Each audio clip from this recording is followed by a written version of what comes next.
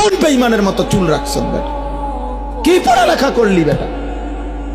কি গোড়ার ঘাস পড়লি? কলেজে তো আমরাও পড়ছি বেটা। আমি তো কুমিল্লা ভিক্টোরিয়া কলেজের ছাত্র, আমি তো কুমিল্লা ভিক্টোরিয়া কলেজ থেকে মাস্টার্স পাস করছি। সার্টিফিকেট দেখবা, চলো আমার লোক। আত্মসম্মান থাকবে না? আমি মুসলমান, আমার বাবা মুসলমান, আমার চুল কেন হবে বেঈমানের মতো? আমি ইমানদারের ঘরে জন্ম নিছি, আমি কেন পেশাব করে পানি নেব না? তুমি কুকুর, তুমি হাইওয়ান, তুমি জানোয়ার, তুমি কা পেশাব করে পানি নাও না? তুমি কোনোদিন কুত্তা দেখো না? তুমি দেখো না কুত্তা পেশাব করে পানি নেয় না? তুমি দেখো না কুত্তা কোনোদিন টয়লেট পেপার ব্যবহার করে না? তোমার মধ্যে এতটুকু বিবেক থাকবে তো কি আমি কিতা?